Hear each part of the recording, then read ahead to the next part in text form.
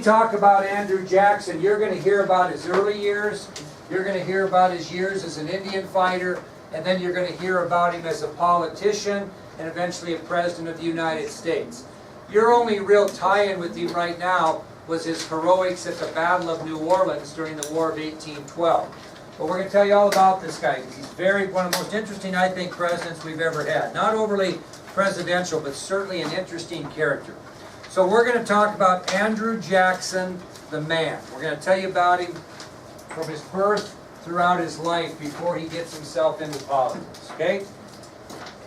Well, he was actually born on the frontier in 1767. The American frontier would be land that would be west of the Appalachian Mountains. He was born on the Carolina frontier in 1767. And his parents were from Northern Ireland. They had immigrated over to the United States from Northern Ireland. And so he grew up on the Carolina frontier with no formal schooling whatsoever. He had no formal schooling. So he's born on the frontier in 1767. He's the son of immigrant parents from Northern Ireland. He grows up on the Carolina frontier with no formal schooling. And during his early life, a lot of kids made fun of him because he couldn't spell very good, and that continued his whole life. If you can find documents on Andrew Jackson, he may have written the same document over 4 or 5 times, and he spelt words differently each time. He was not a great speller, okay? And he also wore odd backwoods clothes when he was young, so he was often chastised or teased or made fun of because he couldn't spell and he wore odd backwoods clothes. But he was a tough son of a gun. And in 1781, during the Revolutionary War, when he was just 14 years old, he and his brother were kind of running messages for the American colonists during that war. And he was hiding out in a cabin. Just listen, I'll repeat it. He was hiding out in a cabin with his brother because he didn't want to be caught by these British soldiers for sending messages. He's just 14 years old, keep in mind, in 1791, and he's hiding out with his older brother Robert, trying to hide from these British soldiers because they've been taking messages back and forth. Well, these British soldiers end up storming into the cabin. You have got to start listening and not talking. Okay? I'll start over for you. In 1781, during the Revolutionary War, Andrew Jackson was just 14 years old, and he and his older brother Robert were trying to hide out from the British soldiers because they were carrying dispatches or messages for them. Finally, these British soldiers stormed this cabin where Jackson and his brother were hiding, and they were taking prisoner of war because they were serving as couriers or messengers for the Continental Army during the war. Well, this British officer thought he was going to intimidate Andrew Jackson because he was just 14 years old, and he demanded that Jackson clean his muddy boots. And this made Jackson very angry. He was kind of a sassy kid. And he at 14 replies to the British soldier, "I am a prisoner of war and demand to be treated accordingly." Now picture this in your mind. It's 1781, or during the Revolutionary War. Andrew Jackson's 14 years old. He and his older brother Robert are couriers, or they're guys that bring messages for the Continental Army back and forth. And they are hiding because the British soldiers are kind of on their trail, and they know they're going to be treated quite harshly if they're caught. Well, I'll be darned if these British soldiers don't storm the cabin where they're hiding, and they take the 2 boys prisoners of war. Well, a British officer gets kind of intimidating, and he demands that Andrew Jackson clean his muddy boots. This made Jackson angry, and he tells the officer, "I am a prisoner of war and demand to be treated accordingly." 14-year-old guy says that, kid. Well, the British officer takes out his sword and swipes it at Jackson. And he actually cuts the boy's hand because he put his hand up to protect his head, cuts his hand, and actually breaks the scalp, cuts his scalp with the sword. Not seriously, but enough to make it bleed and enough to leave a scar for life. Okay? So this British officer gets upset at Jackson's sassy attitude when he says, "I am a prisoner of war and demand to be treated accordingly." He takes a swipe at Jackson with his sword. He cuts the boy's hand and the scalp of his head. Now, if you listen to the video, they'll tell you that Jackson hated the British, and that's probably why he fought so hard in the War of 1812. And he would often sit, and whenever he would get angry or he would try to get frustrated, try to figure something out, he would always put his hand to his head and feel that scar on his head. And it just gave him a hatred for the British every time he did that. Well, anyway, the boys are taken to a British prison camp, and you can imagine they're about as good as the American prison camps. They were as bad as those ones on the ships, and they both contracted smallpox. Both boys got smallpox, which at the time was a pretty often deadly disease. So both Jackson boys, Andrew and Robert, contract smallpox in this British prison camp. Yep. Those British soldiers just take time. They could have, but I'm telling you, Colt, I think that prison life was worse. I think if you'd been caught, you'd have wished they'd killed you, because those prison camps are awful. So the two boys were taken to a British prison camp. They both contracted smallpox. And they were probably going to die if it wasn't for their widowed mother, Elizabeth Jackson. Both boys more than likely would have died in that prison camp if it wasn't for Jackson's mother, Elizabeth, who was widowed. In other words, her husband had been killed. She had some bad luck. Her husband was killed in a logging accident, and her oldest son was killed in the Revolutionary War. So she had lost her husband and her oldest son. All she had was Robert and Andrew. That was all she had to her life. And she was not obviously a wealthy person. She was really down the dump frontier woman. Okay? Poor gal. So Elizabeth goes to the prison camp, and she pleads with the British officer in charge of the prison camp to release her sons. Now, I'm just going to tell you the history of that, so don't go crazy. Historians say there were probably two reasons that he released them. Why would he do that? Why would he show any compassion? What's that? The age.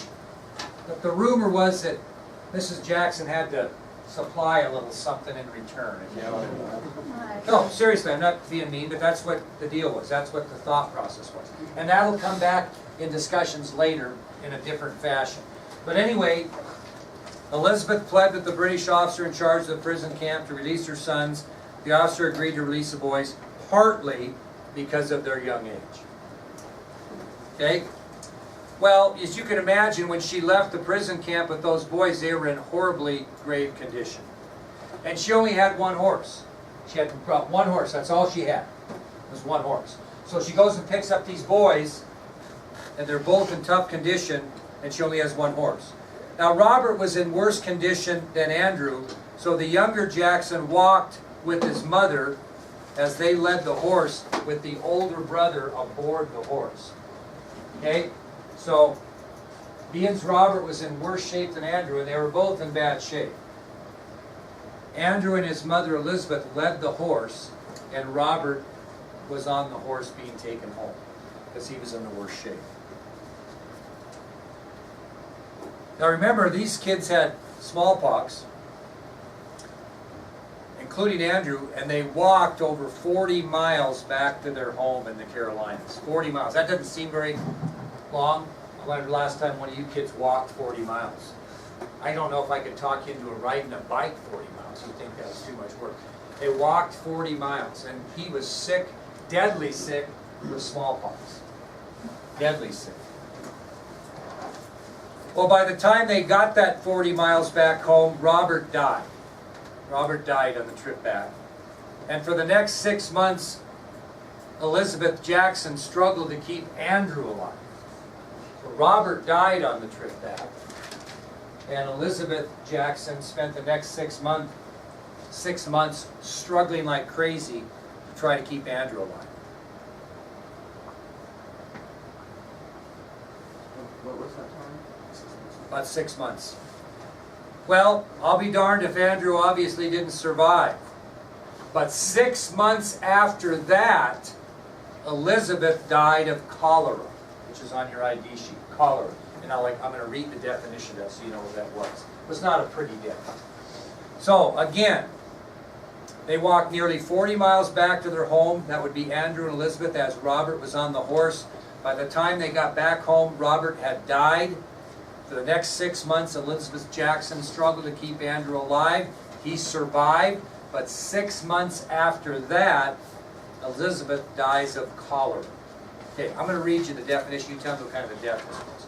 Cholera, you don't have to write this down. Cholera is an acute illness caused by infection of the intestine. It is estimated 3 to 5 million cases and over 100,000 deaths occur each year around the world. That's today. Okay? The infection is often mild or without symptoms, but can sometimes be severe.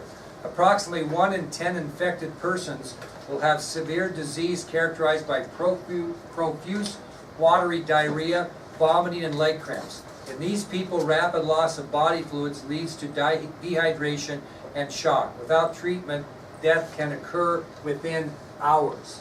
That's today. Can you imagine what it was like, seriously, back in those days? So it was a horrible death. So she lost her husband in a logging accident. She lost her oldest son in the Revolutionary War. She lost her middle son in a prison camp as a result of it.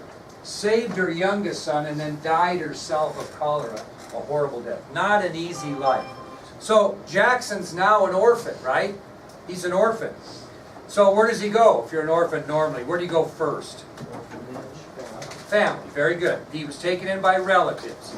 And his mother had always wished that Andrew become a minister. That's what she wanted him to become. Isn't going to happen. But anyway, that's what she wished for. So Andrew Jackson is now an orphan when his mother passes away. He's taken in by relatives. His mother had always wanted him to become a minister. Well, he was far from that. During his teenage years, he's a hellion. He's fighting, he's cursing, he's drinking, he's smoking tobacco. He's doing all these things that his mother would not have wanted him to do, which wasn't probably unusual for a teenager in that time, or maybe even today. But it's not what his mother wanted, okay?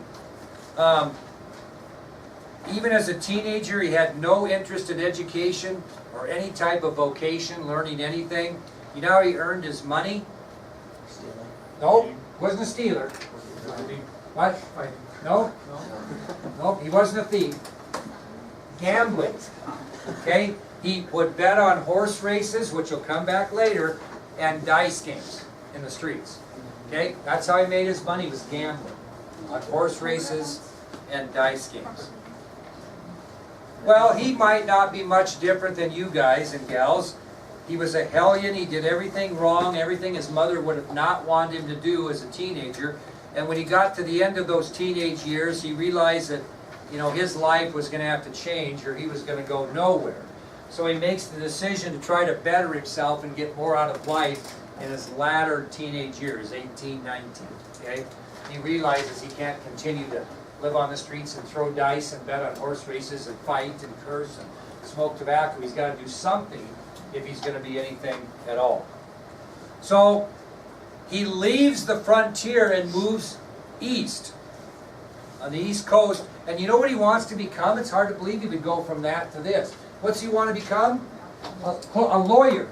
He wants to become a lawyer. Okay, he wants to become a lawyer.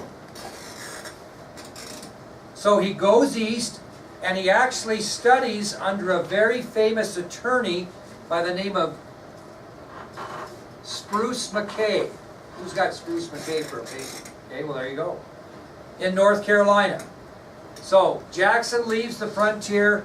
He moves east with the hopes of becoming a lawyer. He finally gets under the direction of famous attorney Spruce McKay in North Carolina and studies law. And he listened to this attorney, and he read the attorney's law library in detail, and he learned to prepare wills and legal contracts, the legal process himself. He's paying attention, and he's going to become a lawyer. That's what he wants to do. And he's studying with the best guy possible. He studies with Spruce McKay for 3 years. And finally, at the age of 20, he gains a little respect for himself. That he might turn out to be somebody decent instead of a gambling fool back on the Carolina frontier, the western part of Carolina. So again, Jackson leaves the frontier and moves east with the hopes of becoming a lawyer. He studies law under a famous attorney by the name of Spruce McKay in North Carolina. He listens to attorney Spruce McKay. He reads the attorney's law library in detail. He learns how to prepare wills and do legal contracts. And he learns about the legal process itself. And he studies with Spruce McKay for 3 years. And finally, at the age of 20, he's gained respect for himself. He's going to be somebody. He was no longer the backwoods frontier boy. He was a polished man that would be accepted now by upper class people. They didn't know his past. He seemed very intelligent. So, what would be your next move once you learned about law? You'd go be a lawyer, right? And he does that in 1788. He moves to Nashville, Tennessee to practice law. Okay, so in 1788, after being groomed by one of the best in Spruce McKay, Jackson moves to Nashville, Tennessee to practice law. Now, this is not a state. It's a territory at the time. So he's kind of in the western frontier again, okay? So Tennessee was not yet a state at this time, so it's serving as an American territory. Well, he worked very hard, and finally, when he was 21 years old, he was made a prosecutor, prosecuting attorney, at the age of 21. Brody, what does a prosecuting attorney do, you know? If you get arrested for DUI and you go to court, who speaks for you? A defense attorney is defending you. Who speaks against you? Prosecuting attorney. So someone that would prosecute someone that broke the law. He became a prosecutor at the age of 21. Now, typical life, his success did not set well with other attorneys. They had more experience. They were jealous of his success. They scoffed at him. And during a trial, another attorney by the name of Waitstill Avery did what? Who wrote on him? What did he do? What did Waitstill Avery do? Did you get that in your paper? What did you put down about Waitstill Avery? It was a biography. Oh, what was he? There you go. Well, that's right. Well, you might not have got this. That's okay. Well, what Waitstill Avery did is during a trial, he insulted Jackson about his lack of experience. So what type of attorney was Waitstill Avery? Defense or prosecutor? No, he's the prosecutor. He's a defense attorney. So he's representing a client against Jackson who's trying to make him guilty. And he insults Jackson during the exchange of the trial, saying something about his inexperience. Well, you just didn't do that in those days. And I'll tell you, poor old Andrew Jackson, God bless his soul, he had the worst temper in history. Got pissed. He had a little bit of Branson Townsend. And immediately he was upset about this guy making this rude comment. And what do you do in those days when somebody makes bad about you? You challenge him to a duel. And that's what he did, is he challenged Avery to a duel. We talked about a duel already once? Yes. Okay? So he challenged Waitstill Avery to a duel. Did you get this in your paper? No, not that you... Okay, there you go. Okay, so he challenges Waitstill Avery to a duel. Yeah. This is the duel that was talked about in the video where he let Avery shoot first and Avery didn't. No, that's a different one. This guy's in a lot of duels. This guy had a bad temper. No, we'll talk about this though, because we did kind of mention it. Now, why did he have such a temper, and why did he always react with a duel? Now, don't have to write this down, I just want you to listen. Here's what Jackson's mother had always said to him. Not to tell lies, and don't accept slander. Don't sue for slander, call them out in a duel. So if somebody says something bad about you, you don't sue them, you just call them out to the dueling field and take care of it. That's how he was raised. And that's what he did when he got mad at Wait Still Avery, challenged him to a duel. So, both men show up for the duel, but they both thought that maybe their tempers got the best of them. So they met prior to the duel and made a deal. What was the deal? They would avoid direct shots, which would save their honor because they both showed up for the duel, because neither one really wanted to die at that point. So they met, they took their respective paces apart, they turned to fire, both men fired their weapons straight into the air and saved somebody's life. Okay? Now this was probably the first time in Andrew Jackson's life that he controlled his emotions and his temper by not going through with this duel and being angry. So he's going to be involved in other duels like the one Colt mentioned, but in this particular duel with Wait Still Avery, they both come to their senses, both admit that they probably shouldn't have said what they said, and they both fire in the air, save their honor, both live another day. Well, back to Jackson. When he first moved to Nashville, Tennessee to be this lawyer, he rented a room in a boarding house. Does anybody know anything about boarding houses? They're really old-fashioned. They probably, about the 60s or 70s, they maybe kind of started to move out. But a boarding house is a place where a lady maybe would have a great big house and her family died or they moved away and she had 7 rooms in her house, and she would board those rooms out and rent them. And part of your rent was you got to stay in a bedroom, and you got your sheets changed once a week and cleaned up once a week, and she fed you breakfast, lunch, and dinner. That was part of the deal. And they charged you so much a week to stay there. Very common all the way up to the 1960s. Matter of fact, off the cuff, but Lee Harvey Oswald, who shot John Kennedy, lived in a boarding house when he shot the president. He lived in a house in